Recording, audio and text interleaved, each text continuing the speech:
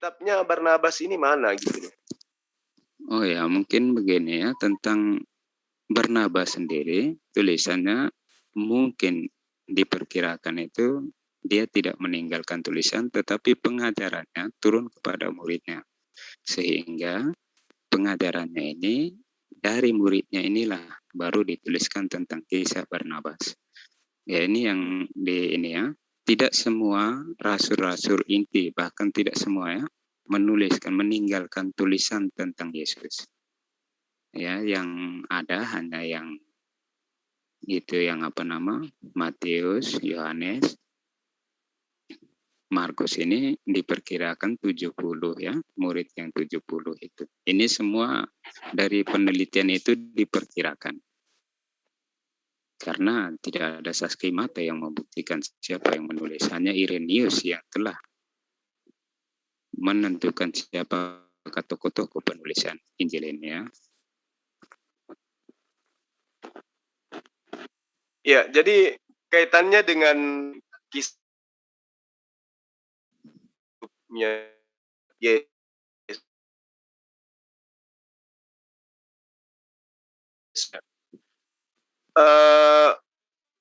Dengan berbahasa. Kemudian, ya, halo. Enggak gimana? Kedengar. Ya, Suara saya kedengaran? Tadi ulangi tadi apa? Ya, ketika kita berbicara mengenai sejarah hidup Yesus, yang kemudian dianggap tidak penting, bukannya sejarah hidup Yesus itu sehingga buktinya tidak ada diceritakan di dalam kitabnya orang Kristen. Kalau itu penting, karena dia adalah sosok yang kemudian dituhankan, disembah, didudukkan setara dengan Sang Pencipta alam semesta. Maka mau tidak mau apapun yang terkait dengan Yesus itu harusnya menjadi sebuah ajaran yang secara turun-temurun.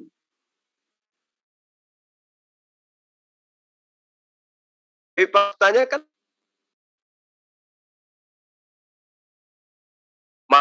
Halo. Bang Juma suaranya hilang. Paulus menyesat itu. Halo.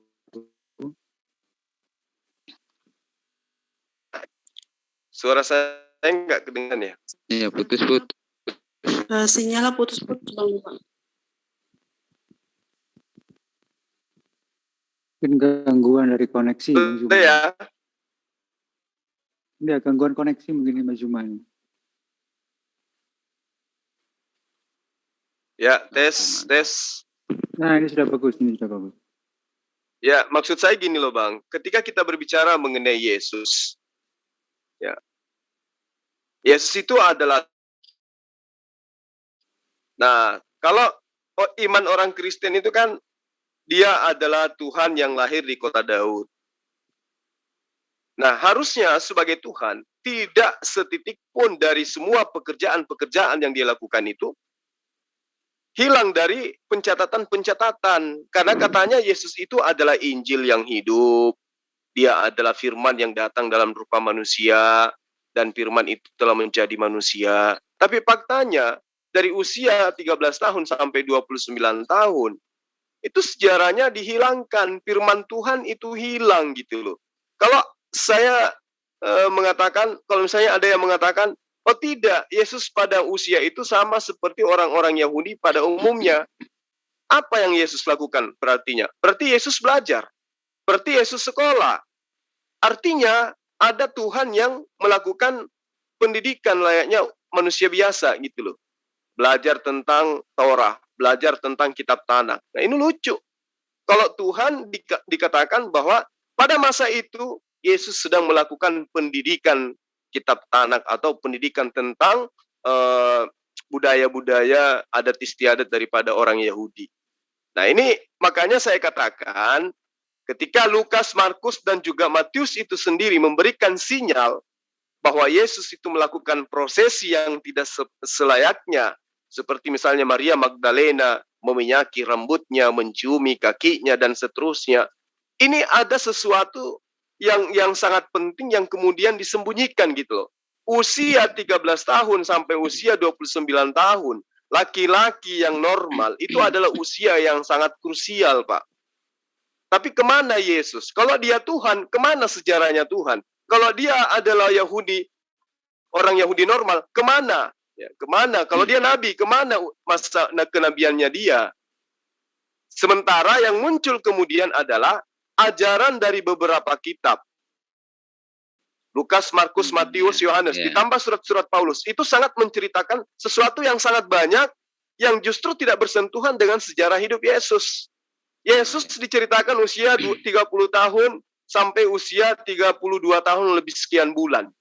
Nah, hanya selama 2 tahun ini melahirkan sebuah kitab yang begitu banyak, di mana kitab-kitab itu justru di luar daripada pengajaran Yesus. Misalnya, bagaimana kemudian Yesus dikatakan menjadi Tuhan. Dia lahir di kota Daud, punya silsilah dan seterusnya dan seterusnya. Lalu Yesus membatalkan hukum Taurat. Lalu Yesus diajarkan untuk disembah dan seterusnya. Apakah itu jauh lebih penting daripada apa yang Yesus lakukan sebagai sosok Tuhan yang dituhankan itu? Coba Anda terangkan kepada kita. Ya, begini. Silakan. Begini ya. Saya sudah katakan dari awal tadi bahwa dalam kerangka iman orang Kristen, bahkan semasa hidup bersama para rasulnya, ini para rasulnya masih samar mengenal siapakah itu Yesus. Jadi klaim bahwa dia sudah dikenal pasti itu tidak ada dalam pemikiran orang Kristen tentang hal seperti ini. Itu satu. Kedua, tentang Injil, ini mewartakan tentang Yesus. Siapakah Yesus itu? Ya, bukan sejarah yang mau menyampaikan kronologis masa hidup Yesus. Ya, jadi mau dibedakan di sini apa yang mau menjadi sasaran penulis Injil ini, yaitu mewartakan siapakah Yesus ini. Sehingga jangan diandaikan bahwa ketika Yesus sebagai tokoh sentral dalam pewartaan berarti kronologis masa hidupnya mesti lengkap. Itu tidak. Karena inti pengajaran, inti pewartaan yang mau menyampaikan dalam Injil ini adalah Yesus adalah Tuhan. Itu intinya. Sehingga dari inti ini kita melihat bahwa jika di dalam pembelajaran kita menanyakan di manakah usia hidup Yesus semasa umur 13 sampai 30 tahun itu yang terlewatkan, ini bagi pembelajaran Alkitab tidak mempunyai andaian yang berlebihan seperti yang Anda katakan nanti dia belajar, itu tidak ada sama sekali. Kebanyakan hanya mau menyampaikan bahwa dari pewartaan Injil ini kita mengenal siapakah itu Yesus. Bukan dianggap tidak penting semasa hidup Yesus, tetapi Injil ini mau menekankan tentang pewartaan. Pewartaan tentang Yesus. Yesus itu adalah Tuhan. Itu intinya. Nah, justru itu, Bang. Kalau Yesus itu adalah Tuhan, menurut pewarta, yang paling berkompeten, yang punya hak untuk menyatakan itu bukan pewarta, tetapi Yesus itu sendiri. Karena dia pernah datang bergaul dengan manusia bersama dengan murid-muridnya. Di dalam Yohanes 14 misalnya ayat 12. Aku berkata kepadamu, sesungguhnya barang siapa percaya kepadaku, jadi Yesus itu yang menjadi acuan. Dia tidak mengatakan barang siapa yang percaya kepada pewarta atau barang siapa yang percaya kepada murid-muridku. Dia tidak katakan seperti itu. Tapi Yesus mengatakan, aku berkata kepadamu, sesungguhnya barang siapa yang percaya kepadaku, ia akan melakukan juga pekerjaan-pekerjaan yang aku lakukan. Nah, ini yang jadi masalah. Karena kita tidak mengetahui pekerjaan-pekerjaan apa saja yang Yesus lakukan pada usia 13 tahun sampai usia 30 tahun. Sesungguhnya barang siapa yang percaya kepadaku, ia akan melakukan juga pekerjaan-pekerjaan yang aku lakukan. Bahkan pekerjaan-pekerjaan yang lebih besar daripada itu. Sebab aku pergi kepada Bapa. Gitu loh. Ya, nah, logika. Ini yang terjadi kemudian, tunggu sebentar Bang. Yang terjadi kemudian adalah, Justru yang diproklamirkan, yang diajarkan, yang dibesar-besarkan adalah pertobatan Paulus. Membunuh, menyiksa, menangkap, mengadili, menghakimi murid-murid Yesus, lalu kemudian yang dibesar-besarkan adalah Paulus itu sendiri. Menjadi bertaubat, menjadi seorang penginjil, menjadi seorang pewarta, bermukjizat, dan seterusnya. Terus Yesus yang menekankan dirinya, bila engkau percaya kepadaku, ya, maka kamu akan melakukan juga pekerjaan-pekerjaan yang aku lakukan. Nah, pertanyaannya, pekerjaan apa saja yang Yesus lakukan pada usia 13 tahun sampai 29 tahun? Ini penting, karena Yesus adalah sentral daripada apa yang orang Kristen imani. Akulah jalan, akulah kebenaran, akulah hidup. Nah, kalau begitu, berarti Yesus yang menjadi acuan. Apa pekerjaan-pekerjaan Yesus? Ini penting untuk diketahui. Silakan. Ya, oke. Saya jawab ya. Logika singkatnya bahwa ketika Anda sudah mengutip dari pewarta, sudah berarti bahwa itu juga membuktikan bahwa peran pewarta untuk mewartakan siapakah Yesus adalah titik puncak. Tokohnya adalah Yesus.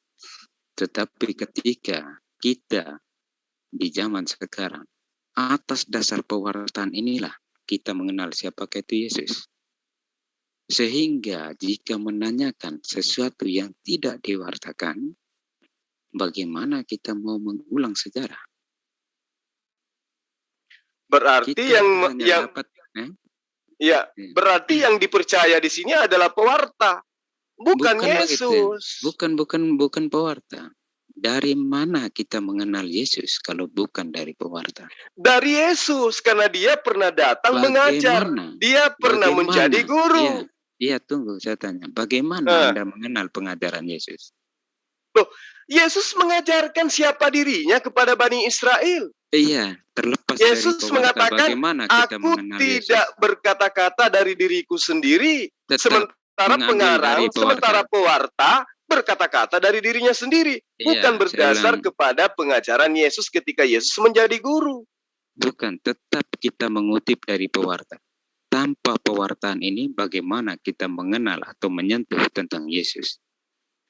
Minimal ketika Yesus itu mengajar, diutus sebagai Tuhan. Kan sejak lahir dia sudah jadi Tuhan di kota Daud. Kan saya sudah bilang, pewartaan itu kerangka ini bahwa semasa hidupnya bersama rasulnya masih samar mengenal siapakah itu Yesus. Hanya ketika Pentakosta, turunnya Roh Kuduslah yang membimbing para rasul mengenal siapakah Yesus ini secara penuh. Ya, itu dia makanya. Ketika pewarta pada masa Yesus hidup itu, Yesus sendiri tidak memperkenalkan dirinya sebagai Tuhan. Lantas kemudian pewarta ini dapat informasi dari mana kalau Yesus itu adalah Tuhan? Sementara Yesus mengatakan segala firman yang Yesus terima dari Tuhan telah Yesus sampaikan. Dan di antara firman itu tidak ada satupun firman yang Yesus sampaikan yang mengatakan dirinya itu adalah Tuhan pencipta alam semesta yang telah menjadi manusia. Hal ini muncul kemudian dari pewarta-pewarta ini. Sementara pewarta ini itu tidak pernah bertemu dengan Yesus. Misalnya Lukas. Kapan ketemu dengan Yesus? Sampai-sampai Lukas mengatakan Yesus melayang ke surga. Lalu Lukas melihat Yesus duduk di sebelah kanan Bapa. Ini dari mana ceritanya itu muncul berkembang kemudian? Yang tentang mengenal Yesus itu sendiri kita mesti melihat ya, di situ terlewatkan 3 orang yang mengenal Yesus ya, yang kita tahu 4 ya, dari yang kanonik ini ya. Matius sudah tentu mengenal Yesus, Markus sudah tentu mengenal Yesus, Yohanes sudah tentu mengenal Yesus. Lukas bagaimana dia mengenal Yesus? Yaitu dia juga adalah rekan sekerjanya Paulus yang sudah tentu berhubungan dengan para rasul. Ini orang-orang lingkaran ini tidak bisa dikatakan bahwa Lukas tidak mengenal Yesus. Karena di situ masih ada para rasul. Itu satu. Kedua, tentang pewartaan. Pewarta ini sendiri. kita tidak dapat memungkiri bahwa dari pewarta inilah kita mengenal Yesus. Tanpa itu, kita tidak menjangkau siapakah itu Yesus. Bagaimana mereka mampu mengenal Yesus ini? Kan sudah dikatakan dari awal bahwa kerangkanya orang Kristen bahwa semasa hidup Yesus, bahkan para rasulnya, masih samar mengenal siapakah itu Yesus. Hanya ketika turunnya Roh Kudus. Roh Kudus ini yang membimbing para murid mengenal siapakah Yesus itu. Sehingga bisa dilihat bahwa penulisan-penulisan yang jauh sebelumnya ini juga salah satu bukti bahwa ketika peran Roh Kudus di dalam para rasul untuk memahami siapakah itu Yesus, maka pewartaan ini sampai dituliskan. Ya, dalam kerangka ini, jika kita hanya mencari sesuatu yang tidak diinformasikan, bagaimana kita mau menjelaskan sesuatu yang tidak diinformasikan oleh pewarta itu sendiri? Kita hanya dalam andaian. Yang terpenting yang menjelaskan dirinya itu adalah Yesus. Yesus yang perlu menjelaskan siapa dirinya, bukan pewarta. Contoh, ini saya kasih contoh nih Bang, saya kasih contoh. Di dalam Matius 9 misalnya, ya, ayat ke-9 di ayat ke-10. Di situ dikatakan, setelah Yesus pergi dari situ, Yesus melihat seorang yang bernama Matius duduk di rumah cukai, rumah pajak. Lalu Yesus berkata kepada Matius, ikutlah aku. Maka berdirilah Matius, lalu pergilah dia mengikuti Yesus. Kemudian ketika Yesus makan di rumah Matius, datanglah banyak pemungut cukai dan orang berdosa dan makan bersama-sama dengan dia dan murid-muridnya. Ini berarti kitab yang menulis kitab Matius ini bukan Matius murid Yesus. Ini contoh. Nanti Anda akan berdalih, oh itu adalah gaya bahasa yang digunakan penulis itu, ya memang seperti itu. Dari mana kesimpulannya? Ini kan jelas. Setelah Yesus pergi di situ, ia melihat aku. Sekiranya yang menulis itu adalah murid Yesus. Setelah Yesus pergi dari situ, dia melihat aku yang duduk di rumah cukai. Dan dia berkata kepadaku, ikutlah aku. Maka berdirilah aku. Lalu aku pergi bersama dengan dia. Itu kalau yang menulis kitab Matius itu adalah Matius, pemungut cukai, murid Yesus. Tapi kan tidak seperti itu narasinya. Pembelaan kemudian oleh apologet Kristen mengatakan, oh tidak, itu adalah gaya bahasa yang digunakan oleh Matius ketika dia menuliskan. Tidak bisa seperti itu, karena ini bercerita tentang Yesus dan aku sebagai pewarta. Terkecuali kalau saya hanya mewartakan sebuah berita berdasarkan hasil penyelidikan. Nah, contoh lagi, saya kasih lagi satu Bang. Bukan, saya paham itu pertama dulu yang ini. Saya paham bahwa ini Anda mengutip dari pemikiran-pemikiran peneliti tentang bagaimana mau mengungkapkan siapakah tokoh di sebalik Matius. Memang dalam ranah Pak Yusuf, Pak Yusuf, sebelum jauh kita harus jelaskan dulu tentang Injil Barnabas itu, Pak. Karena tadi itu bisa terlalu melebar, Pak. Jadi jelaskan dulu Injil Barnabas ini biar jelas gitu loh. Jadi tuduhan-tuduhan bahwa Injil Barnabas itu benar, itu harus disangkal sebenar-benarnya, Pak. Harus ada. Saya pribadi tidak pernah mengatakan Injil Barnabas itu benar. Saya hanya mencari mana catatan-catatan Barnabas yang katanya nabi, yang katanya pengajar yang diutus oleh Yesus. Sementara orang-orang yang tidak pernah bertemu dengan Yesus seperti Lukas, tidak pernah diutus seperti Lukas, kok ada kitabnya gitu loh. Barnabas mana kitabnya? Tunggu dulu. Mana ajarannya? Injil Barnabas itu ditemukan di abad 16 sampai 17 ya. Jadi saya tidak sedang bercerita tentang Injil Barnabas, kawan. Saya bercerita tentang Barnabas yang diutus menjadi guru, menjadi nabi. Ya, kalau suratnya ada. Kalau Injil Barnabas tidak ada. Kalau surat Barnabas. Nah, suratnya mana? Surat Barnabasnya mana? Surat Barnabas ada tahun 300 itu ada tentang mana di mana? Apa nama kitabnya? Apa itu nama surat kitab? Barnabas. Itu tahun 300. Kisah ada 3 beda ya tentang Barnabas ini. Kisah Barnabas. Di mana diceritakan kisah Barnabas? Ada. Jadi apa ini kita lihat dari naskah-naskah kuno kan? Itu Iya, sekitar maksud tahun saya ada ajaran di Barnabasnya itu. mana? Seperti layaknya Ajaran. ada gospel Lukas. Nah, Oh. mana gospel Barnabas mana? Bukan, kalau dari Barnabas sendiri dia tidak meninggalkan tulisan itu ya. Dari mana Anda Barnabas. tahu? Sementara Ya, pada memang waktu itu ini- dalam jemaat di Antioquia ada beberapa nabi dan pengajar. Di antaranya Iya. Barnabas. Masalahnya dari apa yang ada tidak ditemukan tulisan dari Barnabas. Tidak Bagaimana ditemukan Anda menuntut? atau tulisannya Barnabas menceritakan sesuatu yang tidak disukai oleh gereja awal mula. Maksudnya Oh tidak Pak, Kodeks Tidak. Sinaiticus, sabar dulu. Di dalam Kodeks Ya, Sinaiticus, Ya sabar, sudah, mana saya jelaskan. tunjukkan tulisan Barnabas? Iya, tunggu ya. Di dalam Kodeks Sinaiticus, di mana itu perjanjian baru yang sudah dikanoni, sudah muncul, lalu ada di situ kodeks menjelaskan tentang surat Barnabas. Nah, Kalau kamu bicara tentang Injil Barnabas, gospel mana yang menceritakan tentang tulisan Barnabas? surat. Bukan Saya bicara gospel. surat. Iya, saya tanya, kitab mana yang bercerita tentang surat Barnabas? Ya, ada itu tulisannya itu surat, bukan gospel. Surat itu yang Surat. Iya, saya para- tahu. Kalau Anda mengatakan ini surat apa namanya dan itu di mana sekarang?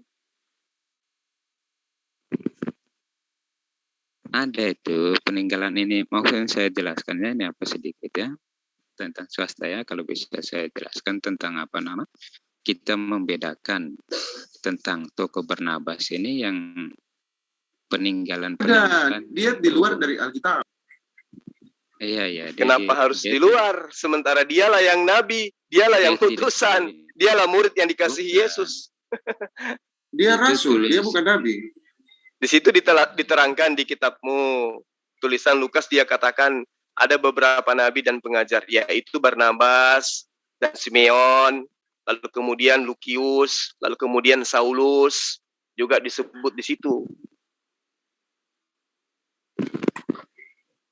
Iya, Nah, kalau dia adalah nabi, maka yang layak dikitabkan itu adalah suratnya Barnabas, bukan suratnya Lukas. bukan masalahnya Pahami tulisan. dulu tentang konteks kanonisasi. Kau kan mengerti tidak ada pertanyaan seperti ini lagi keluar. Saya ngerti, kanonisasi itu adalah bagaimana menyeleksi kitab-kitab yang menceritakan yang sesuai dengan konsepnya orang-orang gereja awal mula yang mengajarkan Iya. tentang Trinitas. Oh tidak. Karena di tahun 1634 yang mengangkat Injil Barnabas itu bernama Ibrahim Al-Tayyib. Kita tidak sedang membahas tentang Injil Iya. Barnabas. Iya, makanya kamu sedang ingin lari ke sana. Oh enggak ada kepentingan saya tentang itu. Saya hanya ingin mengatakan kepada Anda semua John bahwa Paul Barnabas sudah itu menjelaskan. adalah orang yang dikasihi oleh Yesus. Barnabas itu adalah disebut sebagai pengajar, bahkan disebut sebagai nabi. Mana ajarannya? Kalau Anda mengatakan Injil Barnabas, saya pun tidak mengimani Injil itu. Ya, saya hanya ingin tahu mana ajaran Yesus yang dituliskan oleh Barnabas. Makanya Iya, dia itu begini. di Apokrifa. Kamu paham nggak? Oke, silakan. Ya, sebentar ya, tentang apa yang saya sudah katakan tadi bahwa dari yang ditinggalkan itu tentang dari para muridnya, dari muridnya Barnabas ini baru dikenal tentang surat Barnabas. Tetapi dari Barnabas sendiri tidak meninggalkan tulisan. Bukan cuma Barnabas, berapa rasul yang lain pun tidak meninggalkan tulisan. Dari mana Anda tahu? Iya, memang kami gereja. Dari mana gereja tahu? Iya, karena dari tulisan-tulisan yang ditinggalkan oleh Bapak Gereja yang hidupnya. Sementara Paulus sendiri pendiri Kristen mengatakan, aku heran terlalu cepat kalian itu berpaling kepada Injil-Injil yang lain yang tidak diberitakan oleh kami.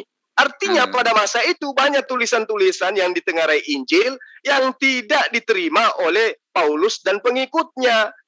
Begini, Injil-Injil mana saja yang dimaksud oleh Paulus itu? Tentang itu bukan berarti bahwa Injil itu dalam hal tulisan. Injil dalam hal ini adalah kabar. ya. Tidak dimaksudkan bahwa pada waktu zaman Iya, Paulus mengatakan itu artinya bahwa ada banyak beredar kabar banyak. gembira, banyak berita duka cita yang diajarkan oleh oknum lain di luar daripada pengajaran Paulus dan tim Bukan yang membuat Paulus itu heran. Yang kita lihat di sini harus kita luruskan persepsi bahwa di dalam lingkaran pengajaran Yesus yang turun kepada para rasulnya, lingkaran inti itu para rasul, di mana diketuai oleh Petrus. Petrus sebagai tokoh utama, bukan Paulus. Siapa yang mengatakan Paulus sebagai tokoh utama kekristenan? Ini supaya kan dia, coba Anda tunjukkan kepada saya.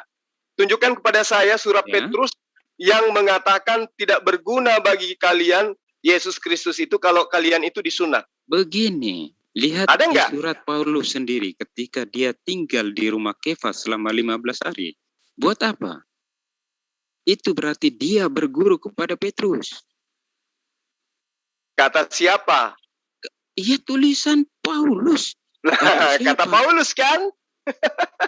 Ya, nah sekarang Paulus. Anda mengatakan Petrus itu adalah dia yang diberi amanah untuk melanjutkan tongkat estafet pengembalaan murid-murid Yesus. Betul? Iya, betul. Ya, saya paham itu. Saya tamat kalau materi itu. Nah sekarang pertanyaan saya, mana ajaran Petrus yang mengatakan Yesus itu adalah Tuhan yang datang dalam rupa manusia? Barang siapa yang mengimani Yesus bahwa dia adalah Tuhan, maka dia akan diselamatkan. Tunjukkan. Di mana Petrus mengajarkan itu? Injil Markus. Nah, Injil Markus yang Anda tunjukkan. Sementara yang ditunjuk untuk melanjutkan tongkat estafet itu adalah Petrus, bukan Markus. Markus ini siapa lagi? Iya, makanya Markus itu siapa? Markus itu siapa? Kamu tahu Markus itu siapa? Ya, saya tanya kepada Anda, Markus itu siapa? Iya, dia adalah juru tulisnya Petrus, sehingga boleh dikatakan bahwa Injil Markus itu adalah Injil Petrus. Anda begitu. Baru dengar? Enggak, saya paham ketika Paulus itu ribut dengan Petrus ini ribut, ya. Ya, memang dia juga pernah ribut dengan Barnabas. Iya. Dia juga pernah ribut dengan Yakobus. Saya paham, saya tamat. Makanya saya tanya sama Anda, mana ajaran Petrus yang mengajarkan jika kamu berkata dengan mulutmu bahwa apa yang kamu katakan itu diimani di sepenuh hati bahwa Yesus itu adalah Tuhan, maka engkau akan diselamatkan. Begini, di mana Petrus katakan itu? Bukan, kalau hanya Anda mengatakan di mana Petrus mengatakan tentang eksplisitnya seperti itu, memang tidak ada, tetapi bukti bahwa Petrus adalah tokoh sentral di dalam tongkat estafet kekristenan, bukan Paulus, itu nampak sekali di dalam kisah-kisah. Kisah para rasul, tokoh pertama adalah Petrus. Bagian kedua baru Paulus. Perhatikan. Iya, makanya saya tanya sama Anda, mana tulisan Petrus? Petrus kan punya surat. Mana di dalam surat Petrus itu? Selain surat Petrus, saya bilang menunjukkan otoritas Petrus lebih tinggi daripada Paulus. Sehingga tidak ada lagi klaim bahwa Paulus pendiri kekristenan. Siapa yang bilang ini? Saya yang mengatakan itu. Dan itu diaplikasikan oleh Kristen. Kristen tidak bersunat atas perintah Paulus. Kristen meninggalkan hukum Taurat karena atas perintah Paulus. Menuhankan Yesus karena perintah Paulus. Iya, kalau perintah Petrus mana? Jangan difitnah Petrus itu. Mana? Tunjukkan buktinya. Bahkan saya bilang Anda sekalian memfitnah Paulus ketika mengatakan bahwa Paulus adalah pendiri kekristenan. Yang mendirikan Kristen adalah Yesus. Di mana? Di atas batu karang ini. Kapan Yesus dirikan Kristen? Jangan mimpi Anda. Apa jangan mimpi? Ya, di mana Yesus mengajarkan konsep Kristen itu adalah menyembah Yesus. Di mana Yesus mengajarkan? Ini saya mesti luruskan cara berpikir Anda tentang kekristenan. Oke, silakan Anda luruskan sesuatu yang sudah lurus. Itu sendiri Anda nanti. Ya, tidak. Ini gampang karena apa? Nah, di mana Yesus mendirikan Kristen? Di atas batu karang ini akan kudirikan. Dirikan apa? Jemaat. Jemaat, ya. Nah, Itulah apakah awal itu mula jemaat gereja. artinya Kristen?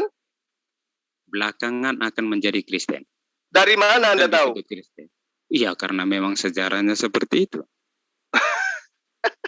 Kok tertawa? Ini istilahnya Ya, saya harus rentetan. tertawa dong. Karena Bukan jemaat rentetan. Yesus itu adalah jemaat orang-orang yang bersunat.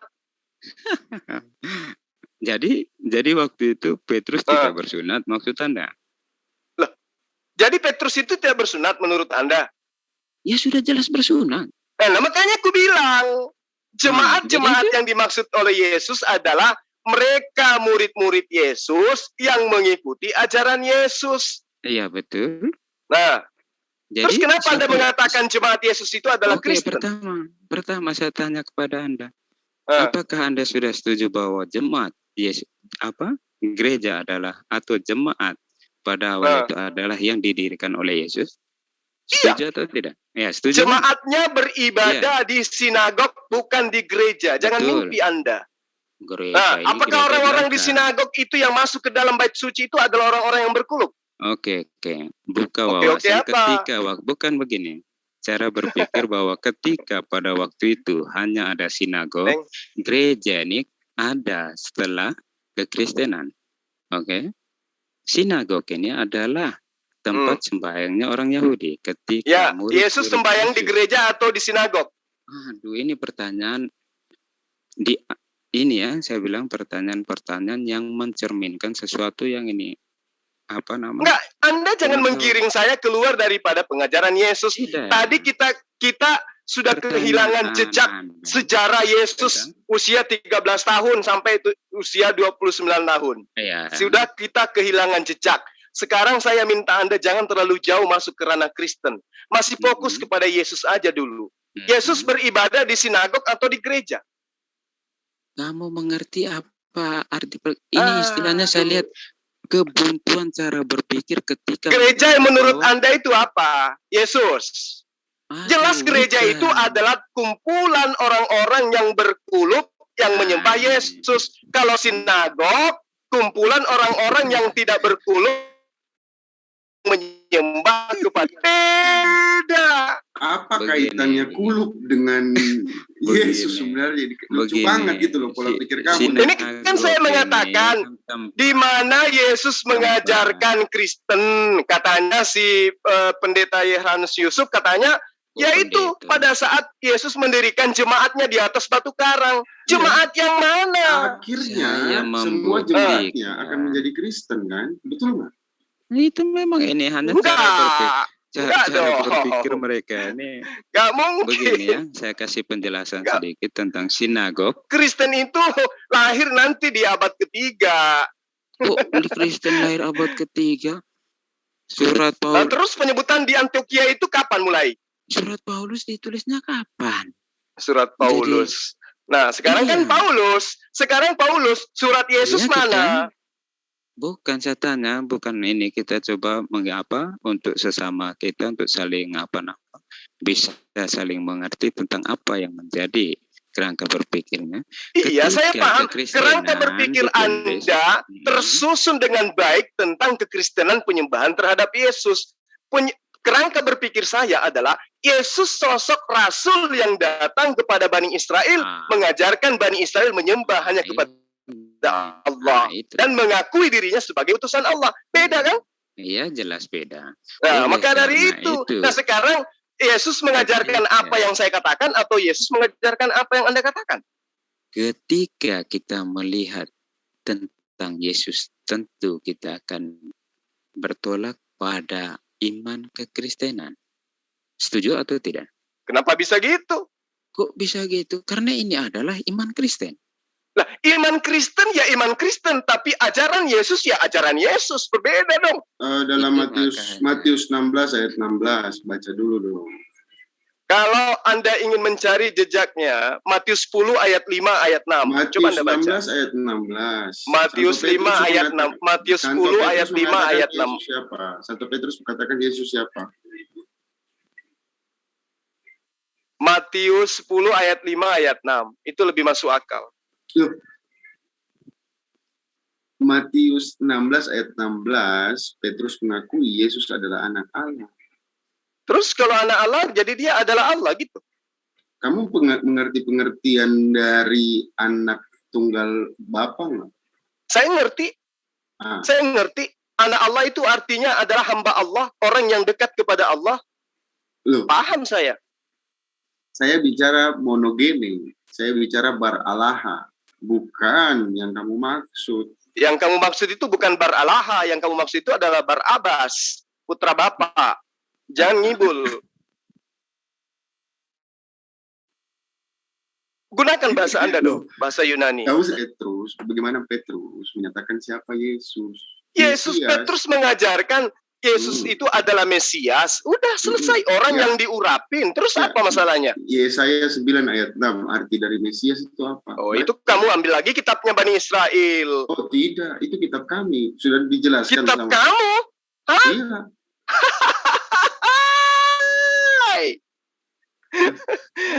Saya harus tertawa panjang supaya itu terapi buat kalian.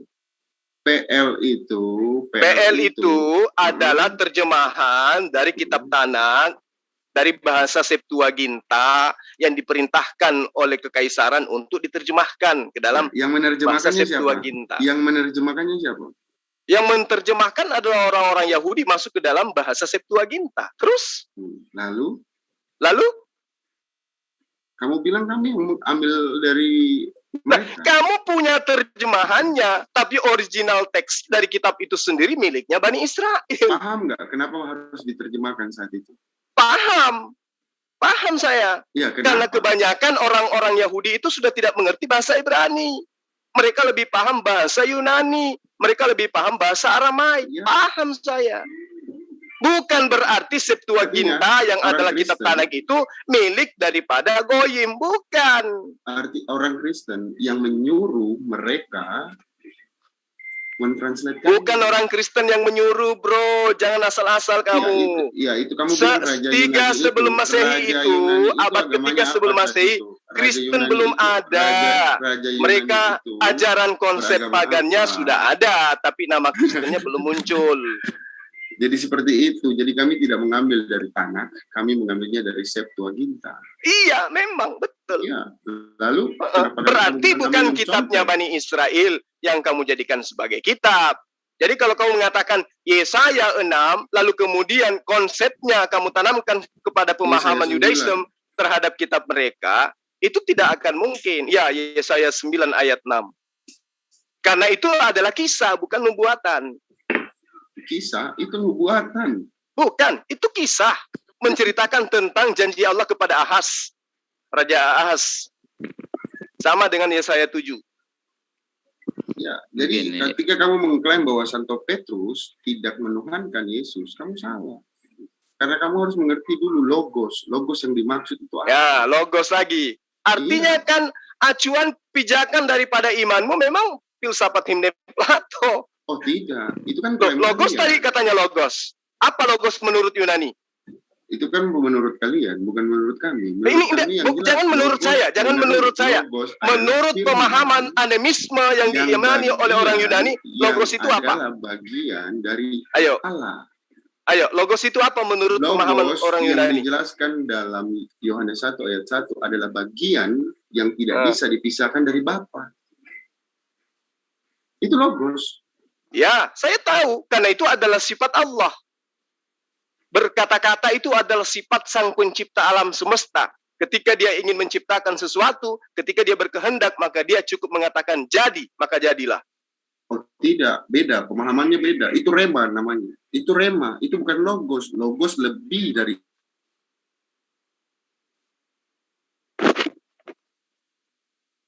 Ya, jadi kesimpulannya, ajaran Yesus di usia 13 tahun sampai usia 29 tahun itu lebih mendekati ajaran yang diterangkan di dalam Markus 14 ayat 3.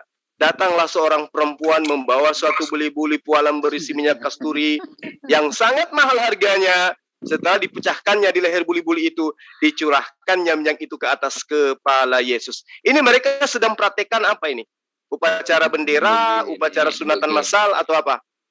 Begini, ini memang mereka berusaha. Begini ya, Bang Zuma ya.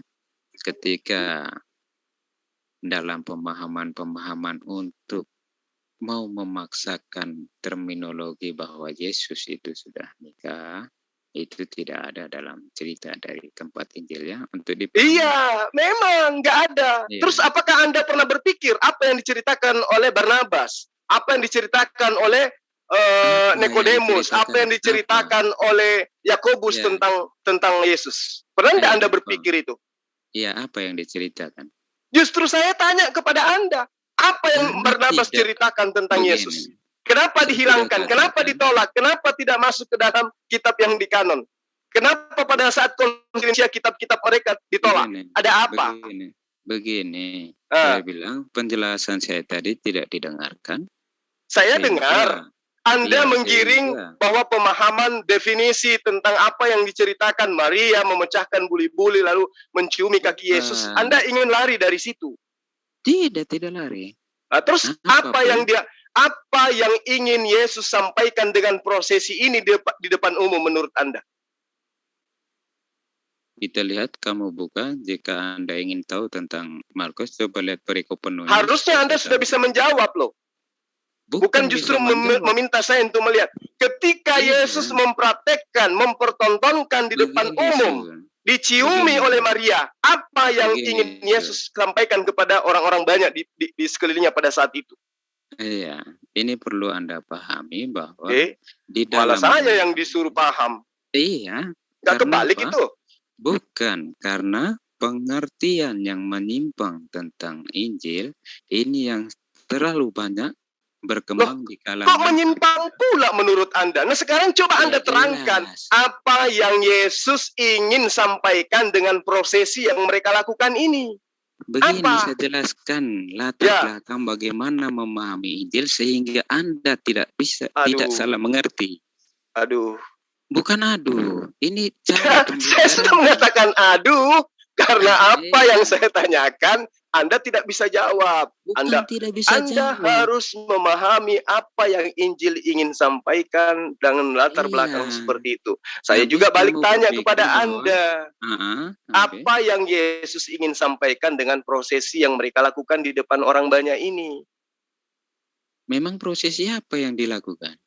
Maria mengambil setengah kati minyak kasturi yang mahal harganya, lalu meminyaki kaki Yesus dan menyekanya dengan rambutnya, dan bau minyak semerbak di seluruh ruangan rumah itu. Iya, setelah Apa itu yang- Yesus mengatakan apa? Apa yang mereka ingin lakukan di sini? Iya, setelah itu ketika ada percakapan dengan siapa? Rasul yang Yudas yang menanyakan tentang apa gunanya itu, Yesus mengatakan apa? Ya, Yesus mengatakan apa? Iya, Yesus mengatakan biarkanlah dia melakukan ini. Untuk Ah. Untuk apa? Untuk apa? Menghapus Untuk- dosa, pertobatan. Jelas dia sudah mau Ah. menjalani peristiwa penyalipan itu. Kok jadinya Yesus yang jadi sasaran? Ini Maria melakukan apa ini? Iya, kan saya sudah katakan ketika memahami tentang Injil, setidaknya Anda tahu latar belakang ini sehingga tidak salah mengartikan. Nah, apa latar belakangnya menurut Anda? Coba. Begini, kita ambil contoh Matius ya, Markus ya. Ketika Markus 14 Anda- coba Anda kupas. Iya. Coba. Bukan begini. Tentang Markus itu sendiri, latar Loh. belakang Markus. Kita harus tahu itu semua, baru bisa masuk ke dalam, baru tahu tentang Injil ini sendiri. Jadi apa? Oh. Apa? Kamu Jadi apa berpikir gunanya bahwa- coretan? Begini, Jadi apa begini. gunanya coretan-coretan yang ada di kitab Markus Begini, ini? Ah, kamu berpikir bahwa Injil itu sama dengan kita memahami Quran. Beda. loh, kok kenapa bawa Quran lagi? Saya Bukan, tidak tidak. mungkin. Al-Quran Ini itu kerangka kalamullah, kitab Anda itu Saya tulisan tahu. manusia biasa. Tulisan Saya tahu. Markus, Lukas, orang yang Jadi- dikatakan Matius. Beda lah. Cara Hmm. mengertinya itu berbeda. Ya, dengan Roh Kudus. Bukan. Lalu Kita apa? mengerti dulu Ah, konsepnya bagaimana tulisan Iya. ini. ah, Di mana kita tahu Injil ini adalah jenis sastra. Ya. Oke, ini kerangka dasar memahami tentang Injil ini ya. Dari Jadi jenis kita sastra ini, jadi kita belajar sastra nih, bahasa Indonesia nih sekarang. bukan Bukan belajar sastra tentang firman Indonesia. Tuhan. Iya jelas karena ini adalah firman Tuhan. Ini adalah Oh, firman Tuhan yang menggunakan 100% karya manusia. Itu Yes. perlu digarisbawahi. Mantap. Iya, memang ini adalah ajaran gereja. Iya dong, keren gereja dong. Pasti Iya, bukan ajaran jelas. Yesus. Itu Nah, oleh terus, karena itu di dalam jenis sastra ini ada bentuk-bentuk sastra. ya, Ada perumpamaan, ya, ada kisah-kisah, ada Ya. mukjizat, ya. Ada dongeng. Bukan Itu, begitu, dan itu jangan ajaran begitu. gereja itu, bukan Iya ajaran jelas, itu. kita mengajarkan ajaran gereja dong. Masa saya mengajarkan ajaran saya? Iya betul, ajaran gereja itu. Betul, saya setuju kalau ajaran gereja. Iya Bukan jelas ajaran lah. Yesus. Hah? Iya. Memangnya ajaran Yesus kita kenal dari mana kalau tidak melalui gereja? Iya, oke lah. Ya, Yesus dari apa gereja. pernah masuk ke gereja ya? Bukan, kalau tidak mengenal ajaran gereja, bagaimana Anda mengenal ajaran Yesus? Kalau Yesus itu tidak pernah masuk melalui ke gereja gereja. apa enggak ya kira-kira? Ya jelas pemahamannya Yesus. berbeda. Coba Bukan masalah dipikirkan bahwa pemahaman. Yesus Ya. itu waktu hidupnya pernah enggak masuk ke gereja? Atau kalian dengan PD-nya itu ajaran gereja? Ya udah nggak apa-apa. Itu ajaran. begini, Saya setuju saya, coba Pak Yusuf. mengerti. Iya saya tahu. Coba mengerti kerangka berpikirnya bahwa Yesus ini sebagai tokoh utama di dalam kekristenan, iman Kristen, bukan berarti Yesus ini adalah mengenal Kristen. Pertanyaan-pertanyaan gini akan Anda menjadi sesuatu yang salah. lucu. Anda salah. Apalagi Yesus pernah masuk gereja. Anda keliru di situ, Bang Yerhanes. Ya, Yesus ya. itu bukan tokoh utama. Tokoh utama di dalam kekristenan itu adalah penulis kitab Anda. Jadi apa yang mereka tuliskan itu yang Anda lakukan, itu yang Anda imani. Yesus itu hanya sebagai tameng. Begini, jika pewarta itu adalah tokoh utama, berarti kami inilah dia mewartakan tentang dirinya. Ini mewartakan tentang Yesus. Iya, dan Anda Bagaimana percaya dari itu Yesus? kan? Ya jelas dari pewartaannya lah kami percaya. Kalau Nah, tidak dari pewartaannya, kita tahu dari mana? Nah, itu dia makanya. Sementara harusnya Anda itu berpikir, Yesus di dalam pewartaan ini diceritakan oleh pewarta, Yesus itu menyampaikan segala firman. Nah, mana segala firman itu? Ya dari pewarta itu kita lihat yang ada. Yang tidak ada yang mana? Ya dari hasil pewartaan ini kita mengenal Yesus. Logika kan simpel itu. Kenapa Anda mengatakan tidak Anda balik? Dari pewartaan Yesus kita mengenal pewarta ini. Kenapa enggak dibalik gitu? Ya jelas tidak kenal. Oh, enggak kenal. Kenapa? Bukan tidak kenal. Jadi? Bukan tidak kenal, tidak kenal. Maksudnya tidak pada pemikiran yang tepat. Karena apa? Yang menjadi sumber berita siapa? Kalau dia sebagai sumber berita, bagaimana mungkin dia sumber berita memberitakan bahwa nanti ada yang memberitakan tentang aku? Bagaimana ini? Bagaimana ketika dengar dulu. Ketika rebah di jalan menuju Damsik, siapa yang berbicara, akulah Yesus yang kau aniaya? Maksudnya? Enggak ada. Coba Anda jawab aja dulu. Kita beranalogi untuk memahami bahwa seharusnya yang memberitakan tentang Lukas, Markus, Matius sebagai orang-orang yang ditunjuk sebagai pewarta itu adalah Yesus. Betul? Siapa yang bilang? Loh. Jadi siapa yang menunjuk mereka ini menjadi rasul, menjadi penulis? Siapa yang menunjuk mereka menjadi penulis? Itu yang saya tanya juga. Sampai-sampai saya mau menangis. Bukan, ini saya pun heran. Siapa yang menunjuk mereka? Iya, saya juga heran. Siapa yang menunjuk mereka menjadi penulis? Tidak, gini. Dalam kerangka berpikir. Sampai kesel kamu mas. Ketika ya. Bang Juma, kita ikuti kerangka berpikir dia apa? Gimana coba Pak? Kerangkanya gimana? Iya, kan yang mudahnya tuh gini. Sudah jelaskan banyak ya, banyak yang dijelaskan tentang penulisan ini bahwa selama hidup Yesus itu kerangka dasarnya itu mesti dipahami. Murid-muridnya dan Yesus hidup bersama. Dalam kebersamaan ini bahkan para muridnya belum mengenal secara persis siapakah itu Yesus. Hanya ketika melalui peristiwa kematian, kebangkitan, dan turunnya Roh Kudus di peristiwa Pentakosta. Berarti Yesus tidak pernah mengajarkan selama dia hidup, dia tidak pernah mengajarkan. Ya, maksud saya tentang mengenal secara samar ini maksudnya apa? Tapi kan Yesus sudah mengatakan Dia di dalam mengajarkan, Yohanes tetapi 17 ayat apakah 8. para muridnya semasa hidupnya mengenal betul pengajarannya? Kan Tidak. segala firman yang engkau berikan kepadaku telah aku sampaikan kepada mereka. Berarti apapun yang berkaitan dengan Yesus, Yesus telah sampaikan kepada orang-orang ini. Itu siapa yang mengatakan? Itu ada di dalam kitab Anda, Yohanes 17 ayat 8. Pewarta. Iya. Oleh karena itu dari pewarta ini kita mengenal Yesus. Ya. Bukan sebaliknya dari Yesus kita mengenal pewarta. Benar. Saya paham. Tapi ketika Yesus itu datang sebagai guru, Yesus mengajarkan segala firman yang Yesus terima dari Tuhannya. Nah, mana firman-firman itu? Kamu menanyakan itu dari siapa yang mewartakan? Itu semua dari pewarta. Pewarta mewartakan ini dan Anda tidak terima. Iya, maksud saya gini loh. Yesus datang sebagai guru. Ya toh? Dia datang sebagai pengajar. Dari mana Anda tahu itu?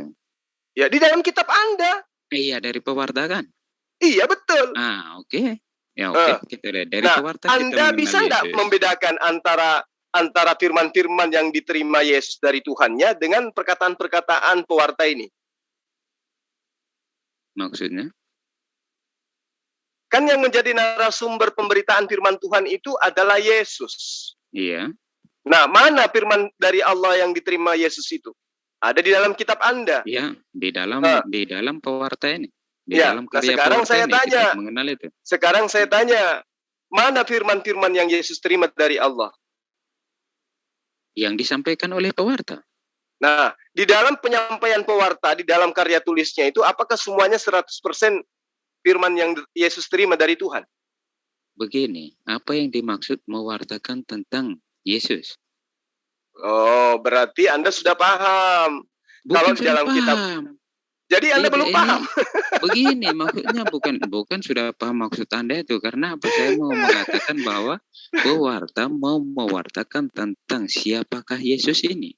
Iya, berarti di dalam karya tulisnya bercampur aduk antara firman yang Yesus terima dengan berita-berita yang bersumber dari pewarta itu sendiri, betul? Ya, jelas karena dalam kerangka iman Kristen bahwa pewahyuan itu melibatkan 100% karya manusia. Berarti kitab Anda tidak 100% perkataan Yesus. Iya.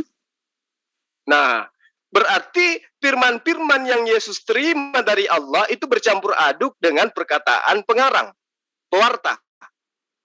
Saya bilang cukup mengerti dengan apa yang saya sudah sampaikan. Anda sudah mengerti apa yang Anda katakan itu. Sekali-sekali Anda jujur apa? Iya memang, karena sudah dijelaskan. Berarti firman-firman yang Yesus terima, yang Yesus sampaikan kepada pewarta, itu bercampur aduk dengan perkataan-perkataan pewarta, betul? Iya, karena melibatkan 100% karya manusia. Oke, berarti kitab Anda tidak semuanya firman Tuhan.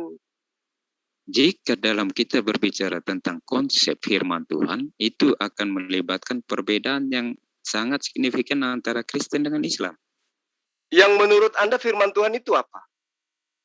Bagi saya firman Tuhan adalah firman yang milik Allah. Iya, firman Allah, firman milik Allah. Iya, ya itu makanya saya katakan firman Tuhan yang Yesus sampaikan kepada murid-muridnya, taruhlah terkumpul, tersimpul di dalam kitab Anda, misalnya di dalam kitabnya Lukas.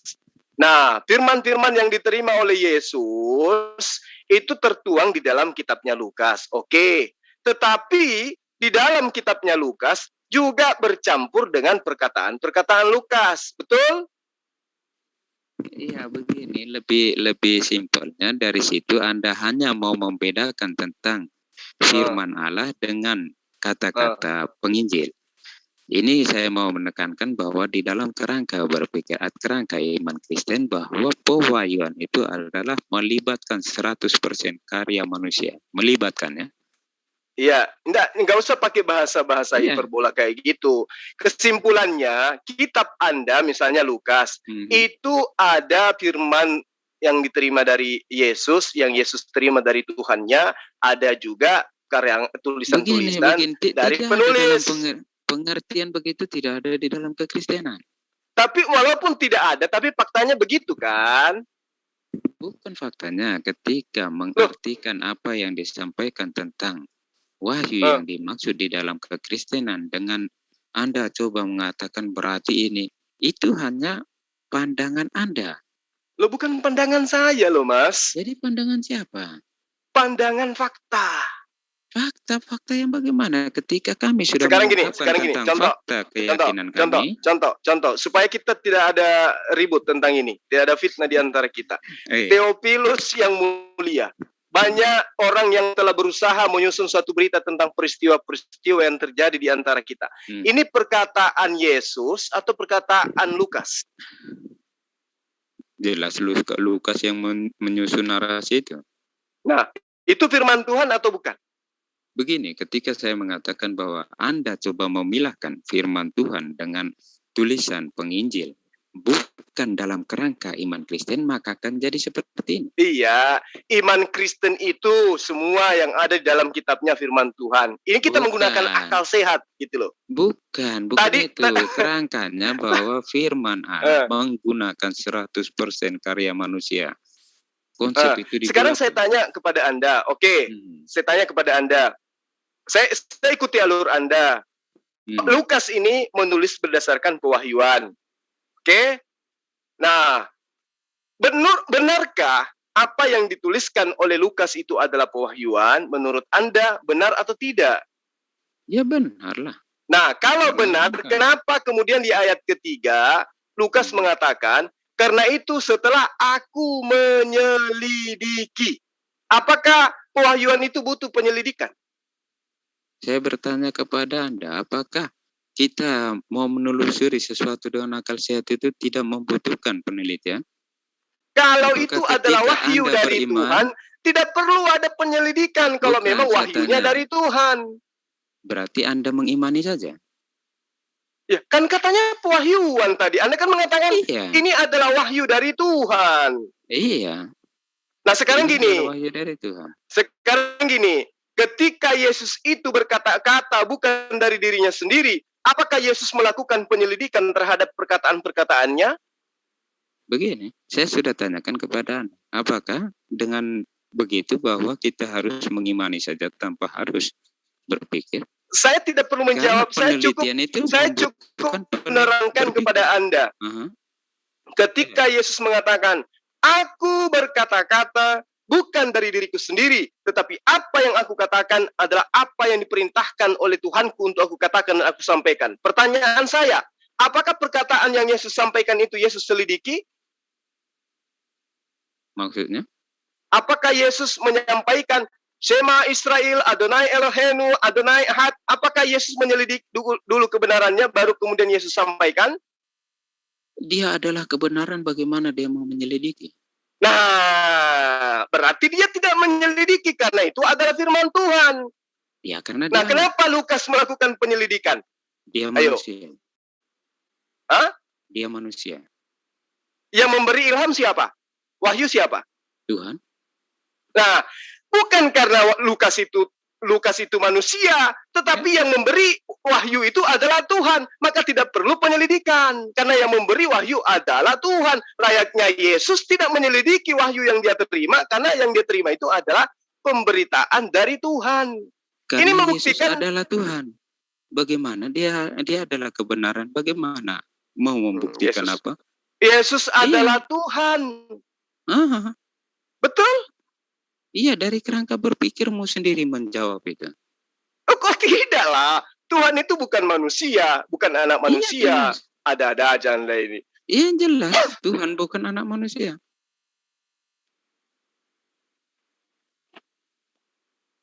Begini. Yesus anak manusia enggak? Yesus anak manusia. Ya udah, berarti Yesus bukan Tuhan. Dikotomi di dalam tubuh, di dalam diri Yesus. Itu yang Anda tidak dapat memahaminya. Waduh, ilmu baru lagi nih. Bukan ilmu baru, ini sudah lama kan, sama juga dengan penjelasan hipostasis tentang Yesus itu kan sama saja. Ya, akad apa tadi? Apa bahasanya tadi? Hipostasis. Bukan. Dikotomi.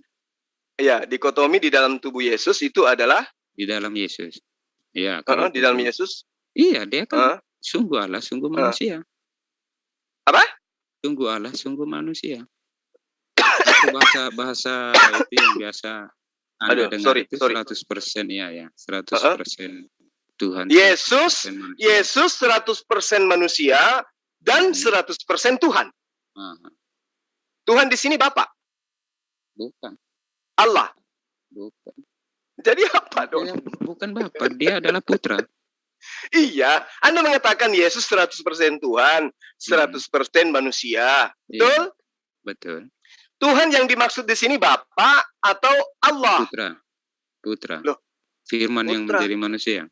Putra yang sopir saya itu atau yang mana? Karena itu pahami tentang indikasi yang diinformasikan di dalam. Hari ini saya banyak ketawa. Di dalam bukan ini supaya. Iya. Bukan supaya kita bisa sama-sama mengerti bahwa konsep kekristenan ini ada bersumber pada Alkitab. Iya, jadi kesimpulannya juga menepis pandangan bahwa Paulus sering disalah artikan. Maafkan kalau saya banyak tertawa. Ya kan bagus itu. Iya. Tapi Bang Yohanes sekali-sekali juga tertawa dong. Berapa kali tahu? Masya Allah. Jadi kita kesimpulan Yesus menerima wahyu, menerima firman tanpa melalui penyelidikan. Lukas melalui penyelidikan. Karena Lukas bukan Tuhan. Tapi Yesus adalah Tuhan. Tapi lucunya, sebagai Tuhan dia tidak berkata-kata dari dirinya sendiri. Ya, karena dia adalah firman yang dia menjadi lupa manusia. Kalau dia Tuhan. Bukan. Hah? Itu karena terus? Itu pahami Trinitas. Lupa sebagai manusia ini gimana? Bukan. Disitulah kita melihat indikasi yang ada di dalam Alkitab hanya bisa diluruskan di dalam Trinitas. Astagfirullah. Ya, jadi Yesus itu tidak berkata-kata dari dirinya sendiri karena pada saat itu dia adalah manusia. Iya, dia firman yang menjadi manusia. Ya, jadi ketika dia sudah menjadi manusia, dia bukan lagi Tuhan. Dikotomi di situ diperhatikan ya. Yang mana yang harus saya perhatikan? Firman menjadi manusia. Ya, firman menjadi manusia. Manusia. Ya. Jadi misalnya gini, misalnya Zulkifli menjadi ayam. Contoh ya. Apakah saya masih manusia? Begini. Dalam hal ranah, ini saya jawab. Iya. Dalam hal ranah tentang sesuatu metafisik, apakah ketika sesuatu itu keluar dari dirinya, apakah dengan sendirinya bahwa yang melampaui metafisik ini akan habis? Saya tidak memahami konsep itu. Begini, contoh. Ketika, begini gampang saja. Ya. Ketika Allah dianggap sebagai sesuatu yang melampaui batas ini, apakah ketika dia turun ke bumi, maka di surga yang dalam iman ya, kita bicara di surga, apakah ada kekosongan? Ketika di surga dia Allah saya tanya Allah, ketika dia turun ke bumi, apakah di surga kosong? Saya minum dulu, Bang. Ya. Tapi jadi Allah ketika saya ikuti Ramanda, ketika Allah itu di surga, di sana ada berapa di sana ada berapa pribadi? Enggak, saya tanya Allah SWT ketika turun ke bumi, apakah di surga kosong Allahnya? Untuk menjawab Allah itu tidak pernah Allah itu tidak pernah nuzul ke bumi, nggak pernah dia. Pada malam hitungan apa malam ketika mau menjalang itu apa tentang ini saya pernah baca. Oh, Ah, itu kekuasaannya dia, itu Iya. pengampunannya, Ah. maghfirannya dia, bukan Itulah. wujudnya, bukan Oke. esensinya. Ya, Nah, sekarang makanya itu saya tanya Heeh. juga sama juga pengertiannya. jadi Yesus itu Bukan yang menjadi manusia apa? Firman menjadi manusia. Nah, apakah Bapa itu adalah firman? Bapa bukan firman, tetapi firman Oh, dengan berarti Bapa yang adalah satu. berarti yang menjadi manusia bukan Bapa. Apa bukan Bukan. firman gimana? Bukan. Bukan. Ini konsep-konsep. Ya. Menarik ini, Bang. Menarik ini, Bang. Ngantuk saya jadi hilang. Ya. Jadi Bapa itu bukan firman. Bukan. Jadi firman itu bersama apa? Bapa. Firman bersama Bapa. Bagaimana? Maksudnya Kalau ibarat tidak- saya bersama dengan Bang Yohanes gitu. Bukan. Itu Jadi- hal materi tidak bisa Jadi diambilkan gimana seperti ini. ceritanya? Pikiran dengan gagasan. Oh, pikiran dengan gagasan. Bapa adalah pikiran, gagasan adalah firman. Oh. Kita perbandingkan seperti itu. Oh. Jangan perbandingkan ke hal materi. Oh, gitu. Nah, jadi firman ini adalah gagasan. Bukan kita analogikan. Kita Oh. tidak bisa mengartikan itu sebagai sesuatu yang definitif. Hanya bisa menganalogikan. Tetapi analogi itu harus sepadan dengan apa? Apa yang mau Oke. kita Nah, gambarkan. gagasan Keluar dari pikiran itu pikiran. sama nggak? Beda lah.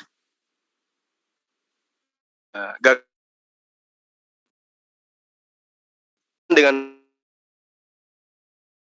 pikiran beda. Iya.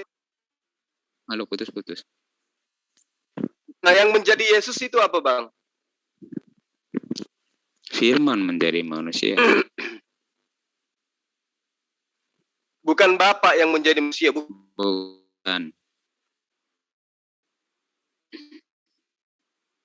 Oh, ya, oke. Paham di sini. Berarti yang menjadi, saya sudah paham, berarti yang di manusia bukan Bapa, tetapi Bukan. adalah firman. Putus-putus. Betul ya, Bang ya? Ketika Bukan Ketika putus. Nah. tes. Ya, pas. Jadi ketika firman telah menjadi Bapa yang ada di surga, sudah kehilangan firman. Putus apa? Ulang. Halo? Firman telah menjadi manusia, berarti firman dengan Bapa telah berpisah. Begini, ketika Ya. kita membahas sesuatu yang metafisik, yang saya sudah katakan, apakah sesuatu yang mutlak itu ketika keluar dari dirinya, apakah dia kekurangan? Bukan. Maksud saya gini loh, Bang. Tadi kan Saya katanya, paham apa yang Anda katakan. Tadi kan Firman menjadi katanya- manusia berarti apakah Allah Bapa tidak punya firman? ya, Ya, karena firman itu sudah menjadi manusia. Ini pemikiran materi yang coba Anda bawakan ke hal-hal metafisik. ya. Jadi maksudnya gimana? Kan Yesus sudah menjadi materi ceritanya. Ya, segini saya sudah katakan perbandingan. Heeh. Kita mau menjelaskan ini membandingkan sesuatu juga yang adalah agak mendekati ya. Oleh karena itu saya menggunakan pikiran. Ya. Agak mendekati, Menggunakan agak gagasan. mendekati. Iya, Bukan berarti agak dekat ya. Ya, Agak bukan mendekati, berarti bukan berarti iya. dekat. Ya, Bisa juga bukan agak berarti dekat, agak menjelaskan. jauh. Bukan berarti Ya, bisa menjelaskan Trinitas itu, tetapi ini Seperti apa, Bang? mendekati. Telur Analogi. jadi ayam, Ya. ayam jadi Bukan, telur atau itu gimana? materi. Oh, materi. Tetapi ketika pikiran, Eh, bagaimana dia mengeluarkan gagasan. Gagasan ini eh, akhirnya terbentuk salah satu contoh menjadi buku. Ditulis Berarti- dalam karya. ya. Kita contohkan. eh, Apakah Ya. gagasan itu habis dengan buku itu, berarti gagasan itu sudah hilang. Hanya tinggal buku. Oke. Berarti buku ini adalah hasil daripada gagasan. Betul ya? Berarti buku ini ciptaan yang Penciptaan. Terus Dia apa? diewajantahkan. Dinyatakan.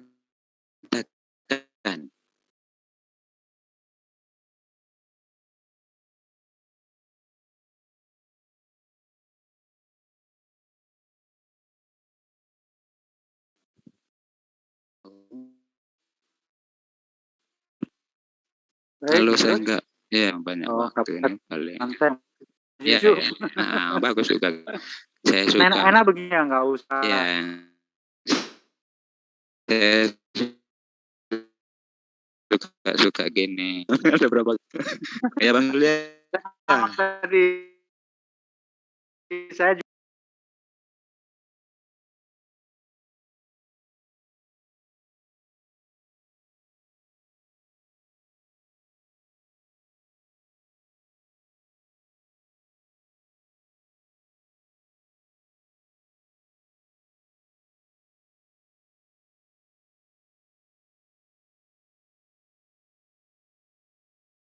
Dan ini agak membingungkan, tetapi memang tujuan saya untuk menjelaskan ya dari inti ini bahwa supaya saya bisa mengetahui juga di dalam kekristenan tidak itu dikenal bahwa Paulus sebagai itu ya macam motor dari ini, tidak juga, karena gereja itu sendiri didirikan oleh Yesus.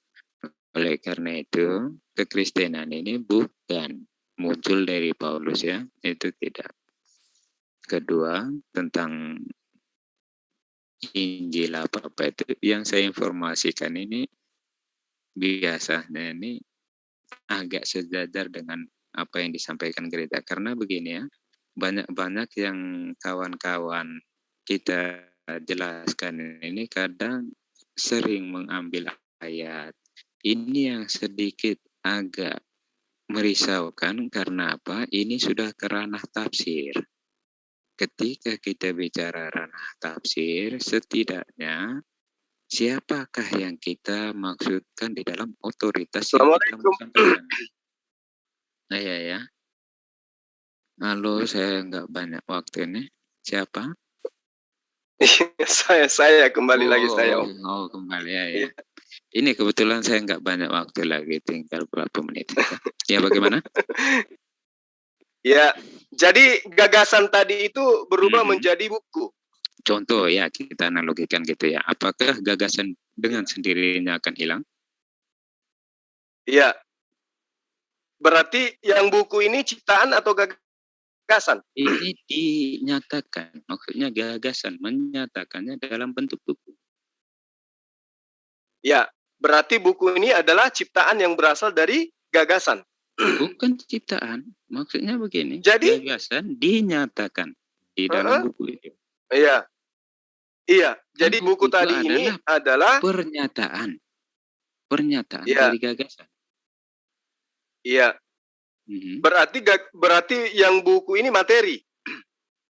Iya, dia akan jadi materi. Ya, berarti dia ciptaan. Bukan ciptaan, dia menyatakan. Ya? Iya, masa buku gagasan bukan yang ciptaan? Jangan ke buku, nanti kamu mengartikan ini analogi. Iya betul, kan analoginya gagasan berubah menjadi buku. Bukan iya, menjadi buku, dinyatakan menjadi buku. Terus buku itu ketika adalah pernyataan gagasannya. dari gagasan. Ya, berarti buku itu adalah ciptaan yang berasal dari gagasan. Dia pernyataan dari gagasan itu. Ya, berarti dia ciptaan yang berasal dari gagasan.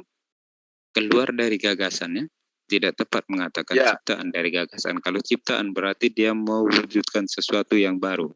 Mungkin bukan tentang gagasan, karena gagasan jadi gagasan yang berubah menjadi buku. Iya, gagasan ini dinyatakan dalam bentuk buku. Kita analogikan ya, itu analogi. Berarti buku ini setelah menjadi materi, dia adalah ciptaan yang berasal dari gagasan. Bukan begitu. Bagaimana dia menjadi dikatakan sebagai ciptaan? Kalau dia dikatakan ciptaan berarti gagasan, bukan menyatakan dirinya kepada dalam bentuk buku, tetapi gagasan mewujudkan sesuatu yang lain daripada diri. Itu baru ciptaan. Gitu. Ya udahlah, berarti jelas bahwa Yesus itu adalah gagasan dari Tuhan. Pernyataan. Benar kan? Pernyataan dari Tuhan. Pernyataan dari Tuhan. Pernyataan. Nah, alam semesta ini pernyataan dari Tuhan atau bukan? Alam semesta ini dalam konsep diciptakan. Nah, itu gagasan Tuhan atau bukan? Bukan pernyataan. Dia bukan pernyataan diri. Itu gagasan Tuhan. Ini tentang ini dijadikan melalui gagasan. Nah, berarti Tuhan ingin menyatakan dirinya melalui ciptaannya, gitu. Bukan. Tuhan apakah menyatakan diri.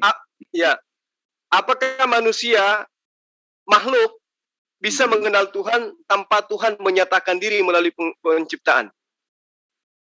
Begini, untuk lebih mudah memahami itu bahwa seperti yang Anda katakan bahwa ketika manusia dalam memahami ketuhanan, oleh karena itu bukan menjadi sesuatu yang sangat baru ketika Tuhan menyatakan dirinya. Yaitu konsepnya. Tuhan menyatakan dirinya menjadi manusia.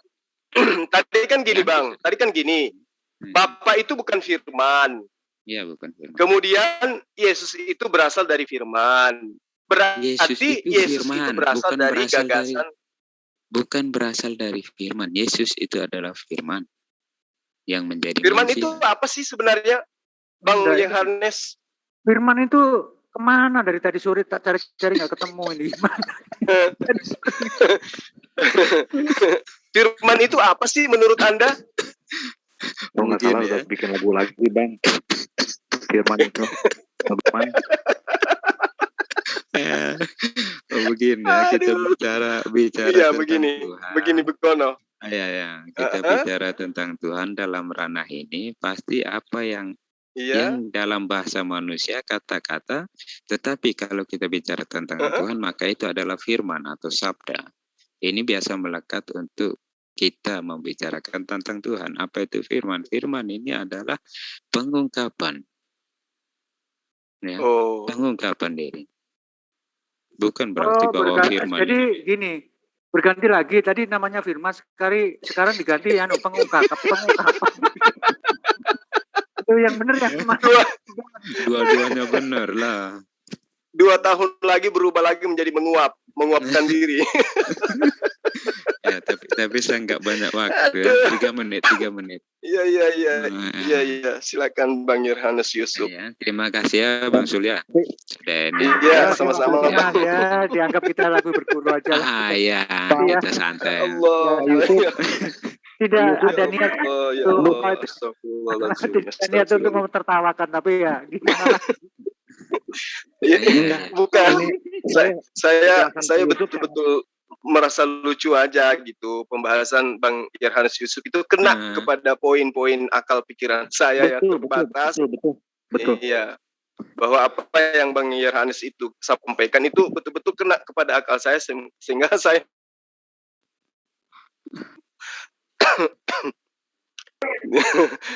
jadi ketika firman itu adalah pengungkapan, firman itu perspektif agama adalah perkataan dan sabda, dan Yesus itu adalah pengungkapan, dan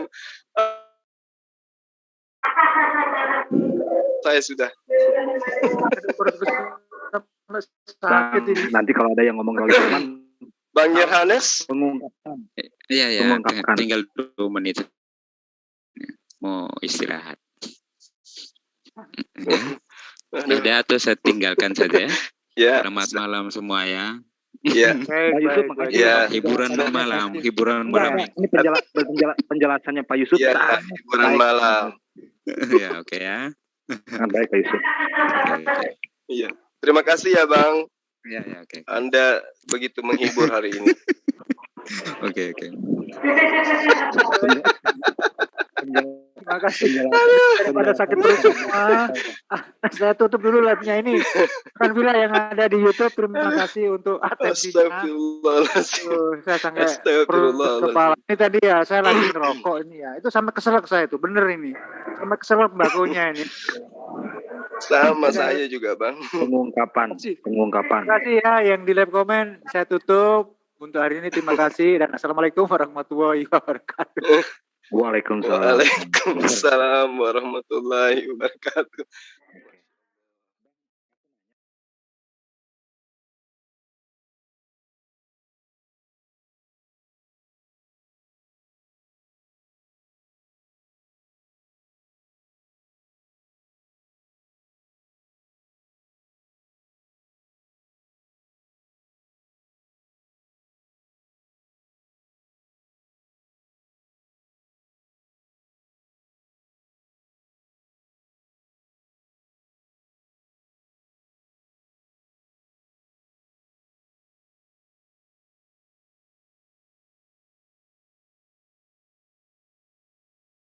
Dan firman itu adalah Allah, berarti firman itu adalah Bapa.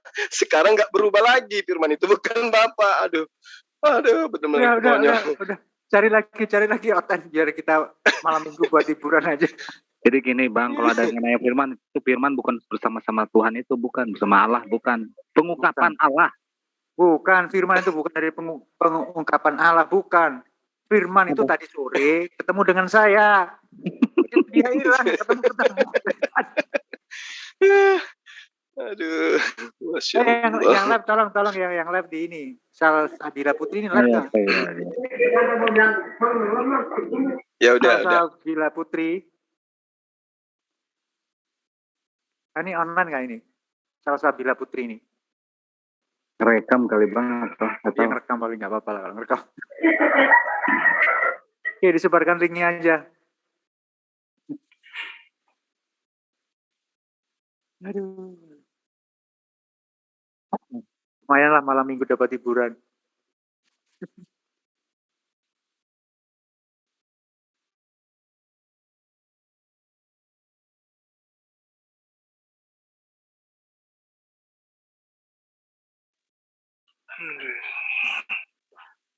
Oke, saya pamit dulu ya kepada teman-teman yang ada di live comment, baik yang ada di Zulkifli M. Abbas maupun di Zulfikar Official dan teman-teman yang lain di Penegak Islam, di mana lagi teman-teman yang lagi live. Terima kasih, malam ini kita berdiskusi tentang ngalor ngidul ya, yang pada intinya kehadiran Pendeta Yohanes Yusuf itu sangat membantu kita untuk meningkatkan imun. Ini mendekati bulan suci Ramadan. Mendekati bulan suci Ramadan, kita selain meningkatkan iman juga harus meningkatkan imun supaya kita bisa memasuki bulan suci Ramadan dalam keadaan sehat walafiat, sehat lahir dan juga batin. Terima kasih kepada sahabat